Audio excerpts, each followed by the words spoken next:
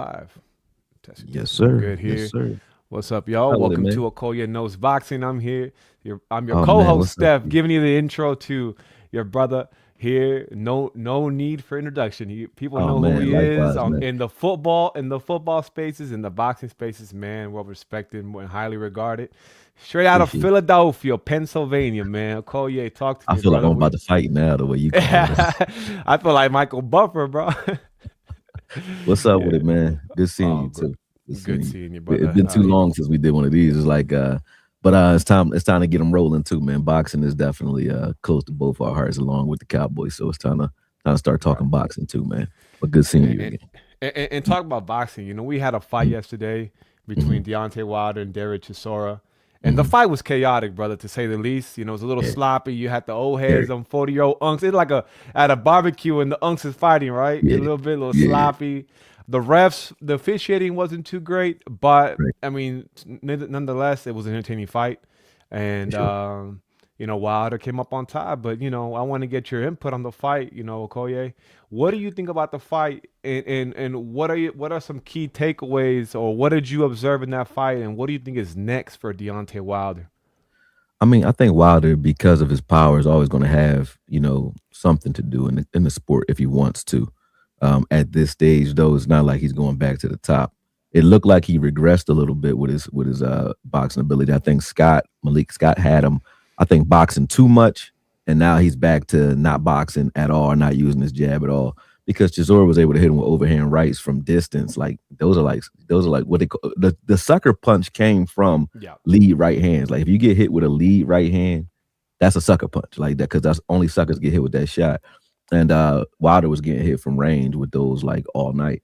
And I think they had a back and forth in the middle of the fight where it was like, okay, I see Wilder kind of turn up on him, and you can tell Wilder was kind of carrying Chisora.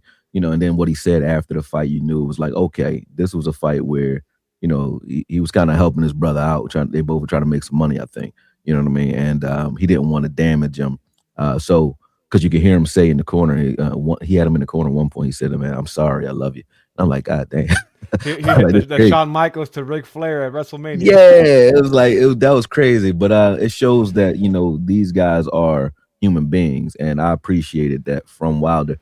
But when you ask me like what's next or how he looks in the landscape, I think he looks like he always looked. He's a guy with a devastating right hand that can beat anybody if he can land it. But landing it is the key, and the way he goes about it, his setups are like really not there anymore. Like it's back to the way he was prior to working with Malik Scott. I think he needs a blend of the two. He needs a jab. You know what I mean? Somebody 6'8", who can't jab is kind of crazy to me. You know what I mean? But Wilder's Wilder. So it was an entertaining fight. He's entertained in and out of the ring with the things he says and some of the things he does. Like I watched that interview where he was talking to Pierce Morgan and he started talking about his baby mama.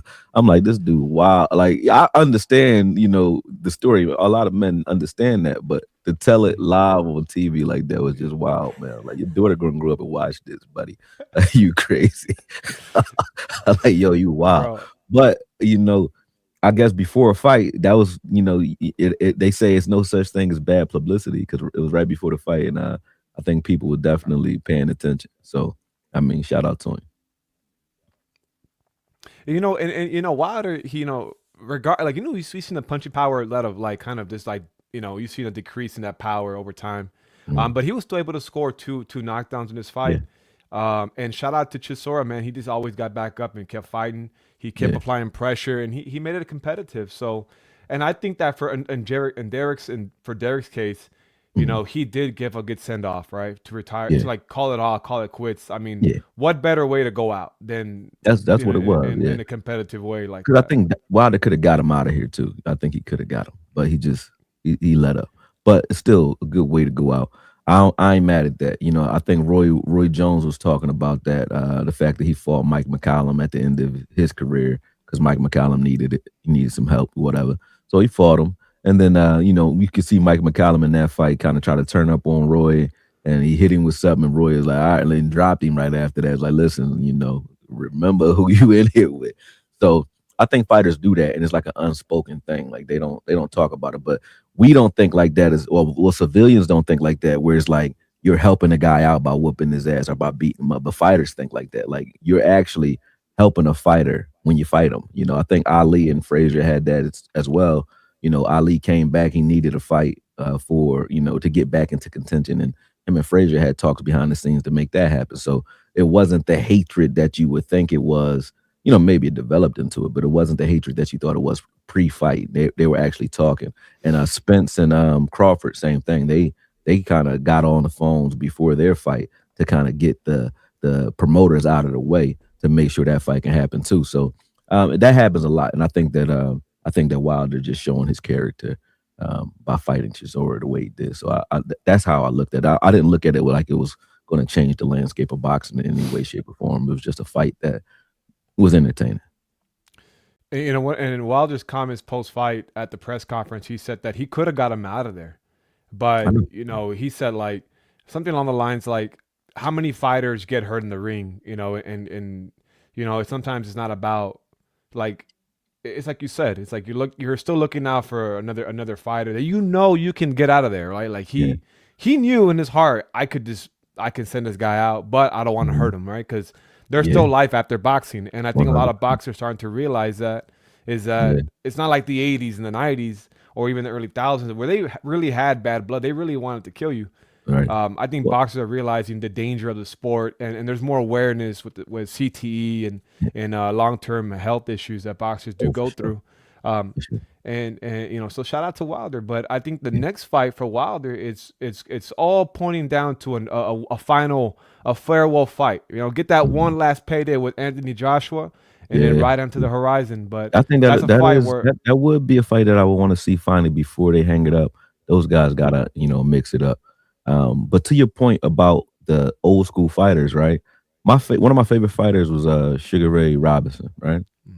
I think he fought Jimmy Doyle. Before he fought Jimmy Doyle, he had a dream that he killed Jimmy Doyle. You know that? You ever right, heard that yep, story? hmm He had a dream that he killed Jimmy Doyle and tried to call a fight off. I think they called in a priest or a reverend or something like that came in and kind of make him feel good about it.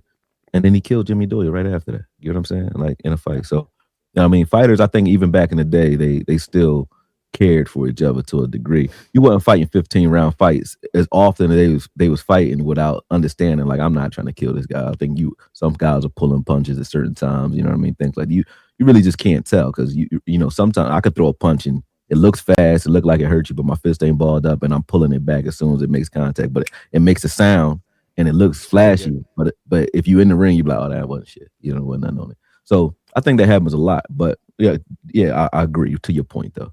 Um, I think that Wilder and Joshua should have that final coup de grace, and then it's over. You know what I mean? Walk into the sunset. I agree. So walk me through that fight. That fight Anthony Joshua and Wilder, they do Mhm. have some build up, you know. Mhm. Wilder has claimed that Anthony Joshua was using steroids at one point, calling him Juicy J.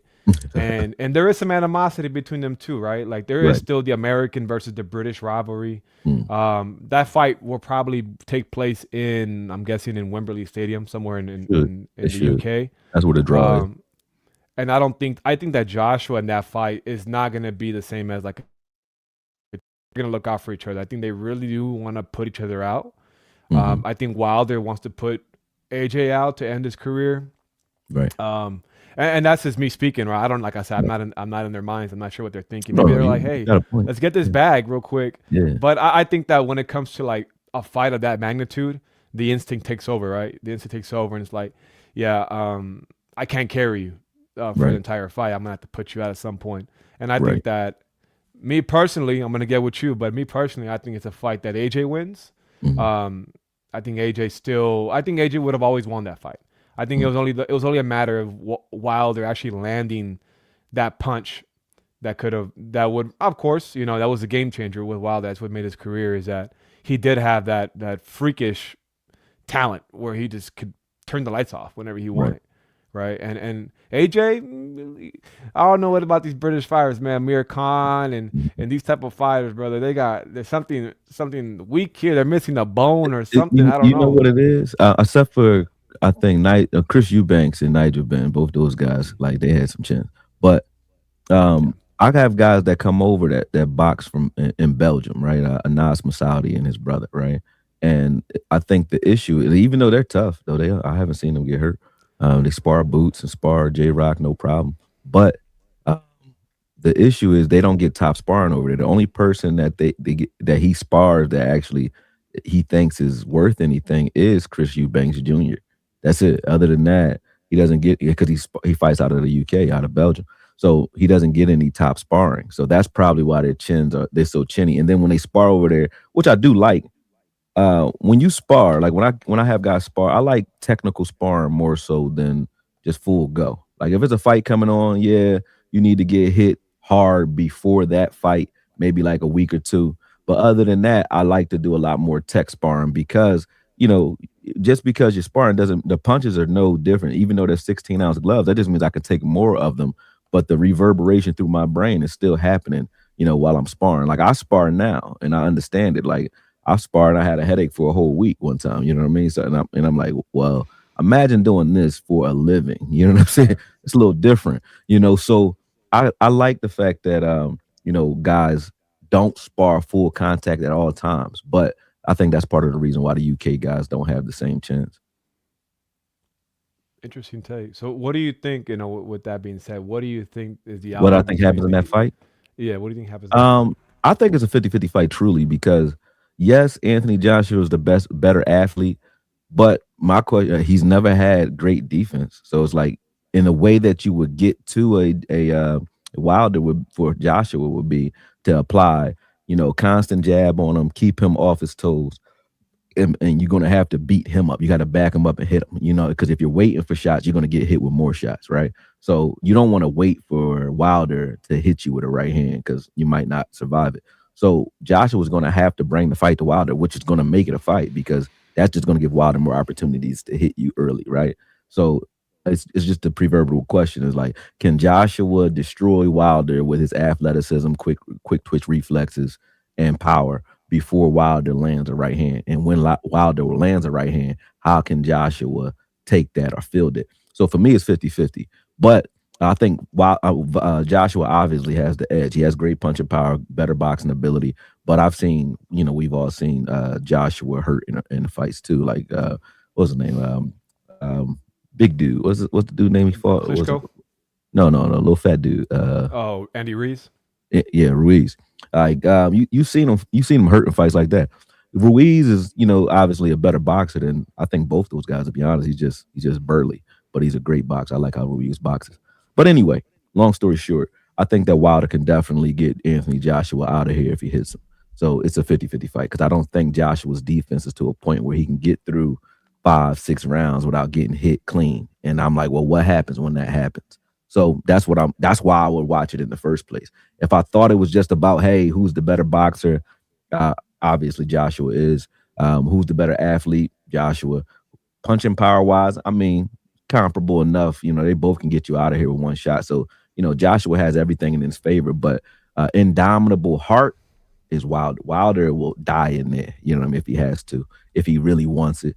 Because I think when he was fighting Tyson Fury the second time, he would definitely get hit with something. I did a glove gate, and I wish YouTube wasn't the way it was, because during 2020 I did a glove gate video showing what Tyson Fury was really doing with his glove. Like his glove was flopping backwards, right? Boxing gloves don't flop backwards. And then while his glove was flopping back, you can see the fist is like in the palm section of the glove. So I don't know if that was I don't know if he was just hitting him with his hand wraps or his fist or whatever, but you can tell he was beating Wilder down, and Wilder was still, you know, ready to go out on the shield, which he did. But so that's the type of heart that he has.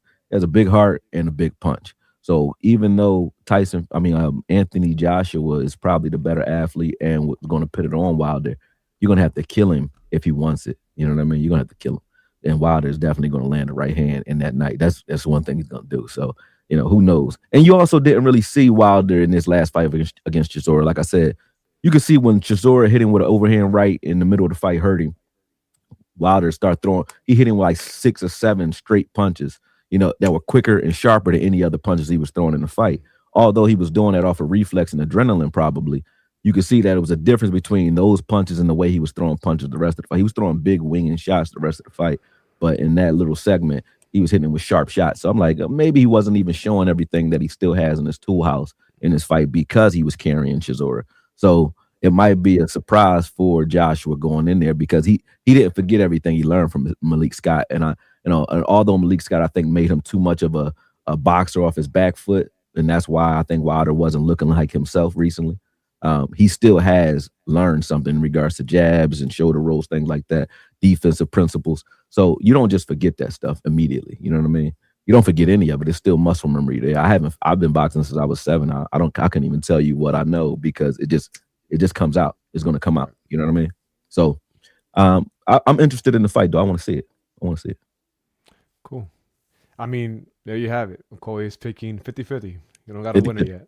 50-50, yeah. 50-50 for But now. this next fight that we're going to talk about, I know for sure you know who the winner might be. He's one of your peoples. He's from the area. He's from Philly. I have him picked too in this fight. But let's talk about Drawn Boots Ennis versus Xander Zayas, man. Yeah, man. That's gonna be super major. welterweight championship bout. Zayas, a young, hungry fighter from Puerto Rico. And Boots Ennis showing that he is the most complete boxer in boxing right now. That's my personal opinion. But let's talk about this fight, man. Give me a quick breakdown of how you think this fight goes down.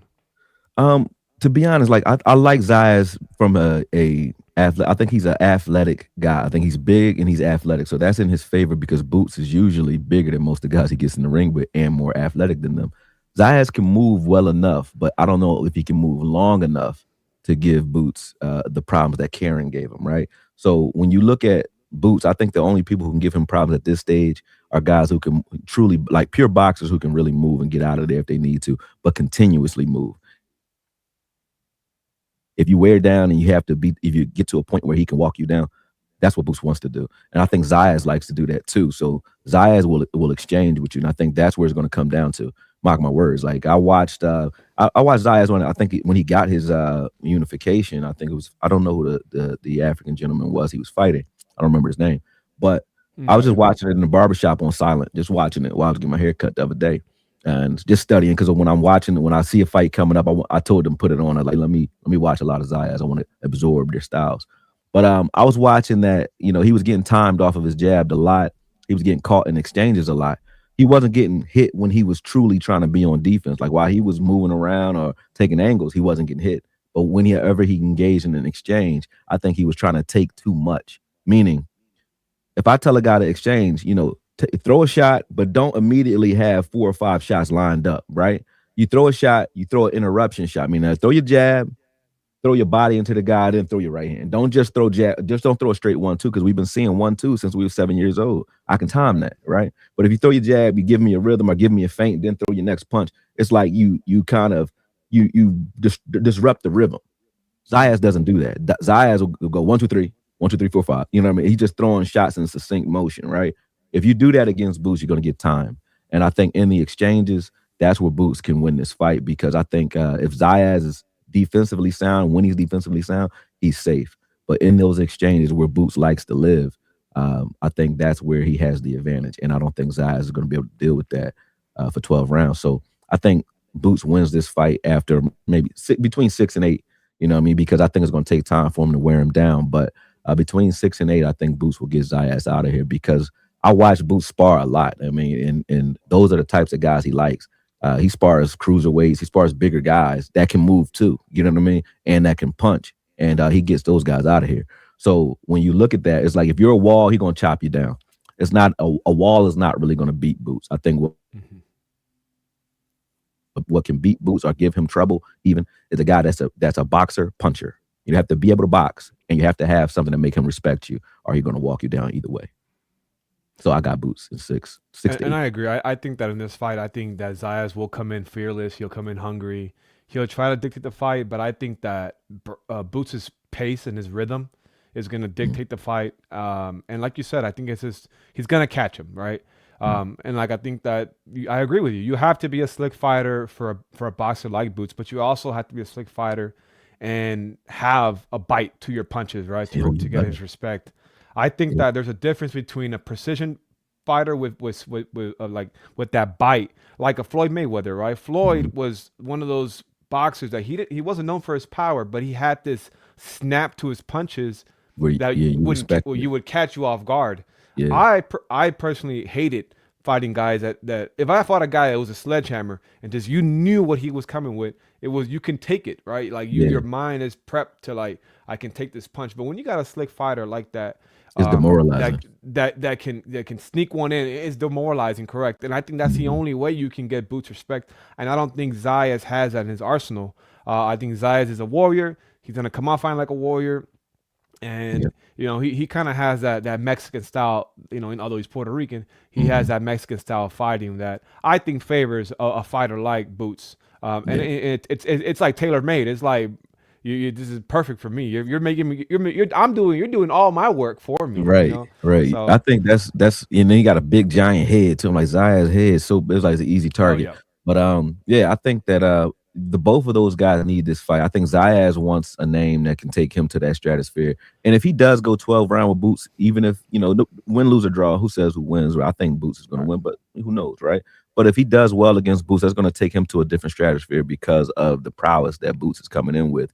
But Boots being able to fight him and get two belts out, I think he has two belts, but getting those belts out of it makes it so that Boots and Fundora become the two monsters at 154, and they would be on a crash course against each other after that because those are the two guys. Like either way, even if they don't fight right away, those are two guys that nobody wants to fight, but now everybody has to fight. You know what I'm saying? Fundora has belts and Boots has belts, so they're splitting up the division after this fight.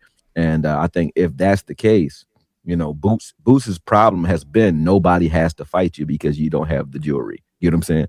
Once he has these belts, you have to fight him, and Right. you actually gonna want to fight him, and for the money because that's why people don't want to fight him. It's like, yeah, I might think I have a shot, whatever. I'm a fighter. Most fighters think they got a shot against anybody, but is the damage worth the money that I'm going to get to fight you? And I definitely understand that from a business perspective.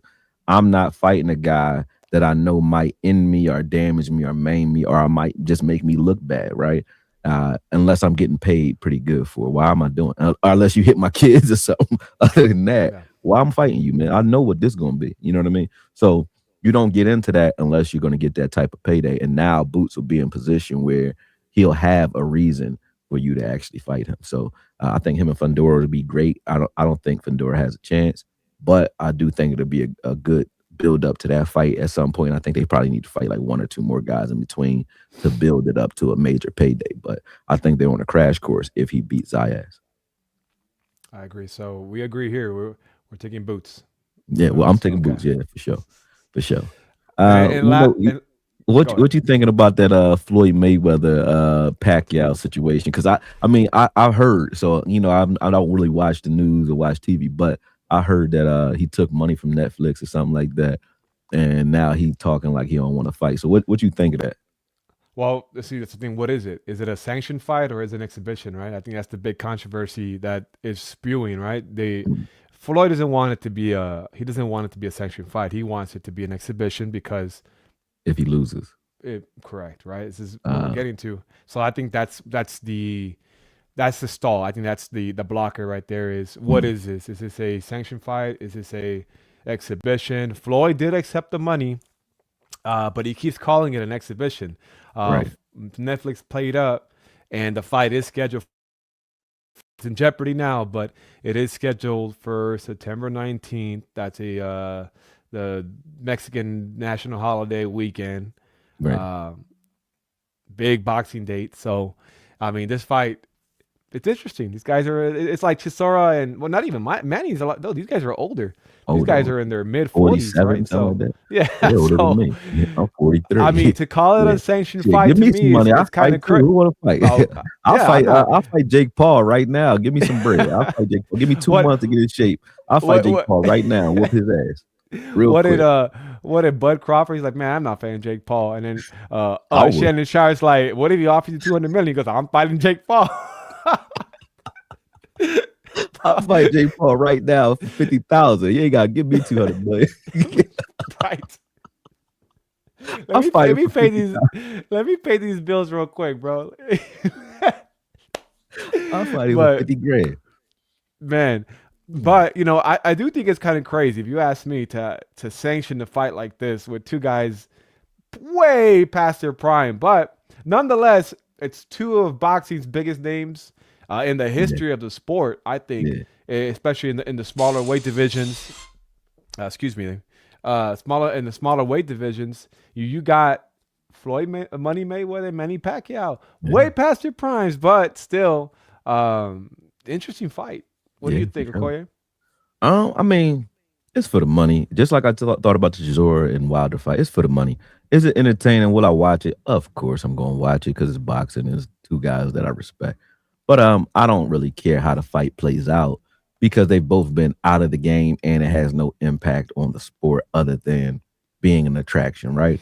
And the guys who are on the undercard are going to eat, so those young guys get to eat on that undercard too. So that's good for boxing in that sense. But it has no implications as far as the future of boxing. So I'm just going to show up and be entertained. I think Floyd stays in the gym like me. He stays in the gym enough to be able to say, yeah, okay, I can still do something, right? And Pacquiao too. So I think it'll be a good fight. But punch resistance, I think now for Pacquiao anyway, probably not there as much because yeah, he ain't Juicy P or Juicy Manny, you know what I mean, no more. So I think Floyd might hurt him a little bit more than he could the first time they fought. Even though I think when they fought the first time, because of the VADA testing and all that, I don't think Pacquiao was on anything then either.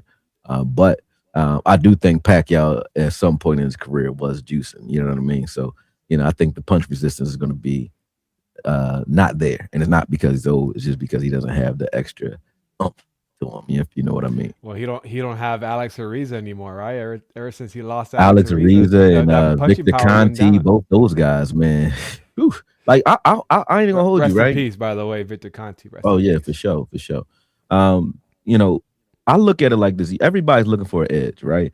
But you don't have to go steroids to get an edge. It's like different herbs and things like that. Like I give fighters certain herbs, not things that would test or make them invincible. But rhodiola rhodesia, right, is a herb that you can use, like opens up the lungs and makes it so that you get more oxygen intake. So it's like the natural way to blood dope. Like you're not blood doping, storing your blood that's oxygenated, but you can get more oxygen into your blood using rhodiola. If you were to give somebody like rhodiola tea before a fight or before a workout, you can see their cardio goes up, right, every time. And then Marl root is like something the Soviets used to use. That's probably some Dolph Lundgren shit, but the Soviets used to use it back in the day. They used to use it with Marl root. And what Marl root and rhodiola does, rhodiola makes your cardio uptake, and marrow root, if you were to drink tea of marrow root consistently for like 30 days, you'll build more muscle quicker and you get twitchier, right? So you can do it naturally without doing all the extra shit. I just think that Yeah. those guys just had the shortcuts. They was using all the anabolic stuff, but everybody in the history of boxing always used to have like different tricks and trades. They just died with a lot of the trainers. But even Joe Frazier, his trainer would use, there's something called brime. Brime is Mm-hmm. like what you make leather tough with, right? Yeah.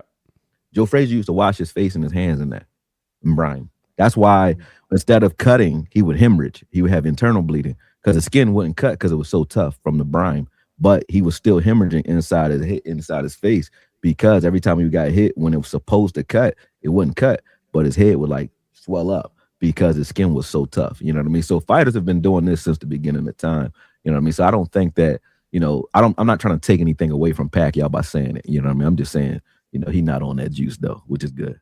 Which is good. And one thing I try using a beetroot and lemon juice with some honey. Man, it's a nitric oxide opens your vessels, Mm. and it I helps ain't me when heard I that go one. work out. I Yeah, get a pump. yeah, you gotta I text get me a that you one. get a crazy pump with that. Yeah, Oh, I that's got what's you. up.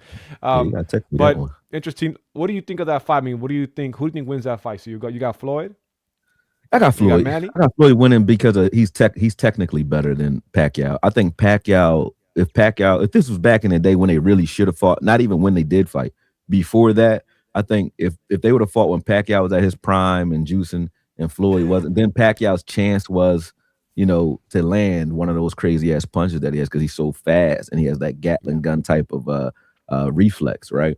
Where now I don't think that's there. So I think Pacquiao is like, he's a sitting duck at this point. I don't think he's as sharp as a Floyd at this stage. So I think Floyd wins that fight. Easy. Man, I agree with you. I think that Floyd does win that fight. But it's gonna be interesting. Like you said, they both Mhm. in the gym. Manny's still a little bit more active than Floyd. He's Mhm. fought more recent. Right. But we'll see. We get this fight. Like I said, Floyd's got to pay that money back, and I Floyd don't been see that doing some happening. real. See, this is something that people got to talk about too. Like, it's not about how much you make; it's about how much you keep and about the lifestyle that you have as well. Because yeah, if you make 200 million, and you pay your taxes, and you live in a state that's like giving you some tax breaks, and you got some foundations, you can keep some of that money. But when you have expenses that eat that money up, it's crazy. Like being in business, it taught me that. Right, I'm not on Floyd level, but when I first started hitting the 6-figure level business wise, I thought, oh, I look at the revenue, I'm like, oh, I'm getting it. But then I'm like, oh damn, you paying like 150,000 in rent for this facility. Now I'm like, let me get a new facility. I need a small. I asked a Let me contractor like, find downsize. me a deal to get me the fuck out of here. Why? Because it's eating up a good chunk of your money. You know what I'm saying? So your lifestyle matters. It matters. You got to have a very simple lifestyle if you want to keep your money for long term, man. Because the economy changed. We're in the middle of a war right now. Gas prices been hiked up. I have had to fill my car up like 3 times this week. I'm like, man, gas not only higher, but why is running out faster now? It's like it's Right. water in it or something. Like, what's up with it? So Yeah. you Yeah. never know, man. You never know. Like Floyd need that money. He need that money, but he need to definitely, kind of rein it in lifestyle wise because he's not making the same income he was making. Nah, that's facts, man. But Mhm. anyways, brother, it was a pleasure talking to you, chopping it up with For you. It was sure. good seeing you again. Yeah, for sure. And for Likewise. those that are tuned in and watching, we will be doing this more frequently.